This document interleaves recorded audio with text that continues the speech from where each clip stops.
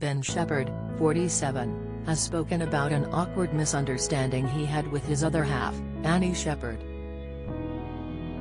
The TV presenter reflected on the confusion he suffered before he had asked Annie to marry him.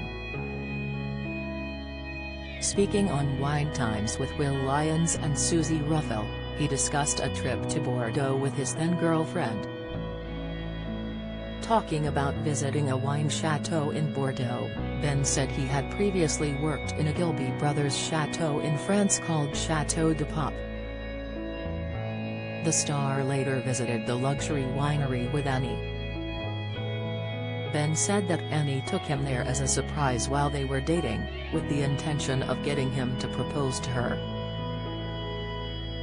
He said, "I was with my wife about 9 years before I realized I needed to ask her to marry me. She did take me one Easter.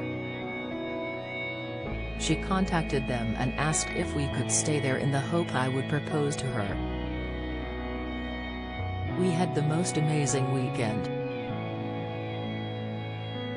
It was only years later when she said, 'You do realize why we went there, don't you?' He joked that he didn't want to ruin the amazing trip by proposing and potentially being told no.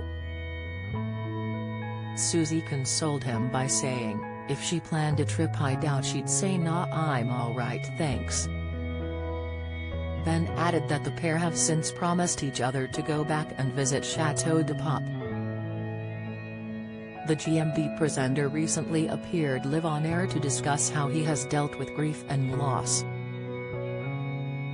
Reverend Richard Coles was talking about his new book, Murder Before Evensong, on the show 2 weeks ago, but the Good Morning Britain hosts were keen to hear how he was doing following the death of his spouse in 2019. As the Reverend spoke about dealing with loss, Ben Shephard said he has struggled recently following the death of a friend. Ben began, "I lost a very close friend recently, a really big shock out of the blue. It was another friend who said grief is a bit like a wave. It hits you suddenly and then it dissipates. Then it comes back out of nowhere and it hits you again."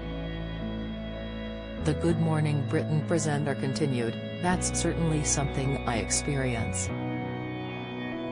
There will be a little moment when all of a sudden I'm floored by a picture that comes up or a tune that suddenly comes on the radio that reminds me of my friend we lost so dramatically.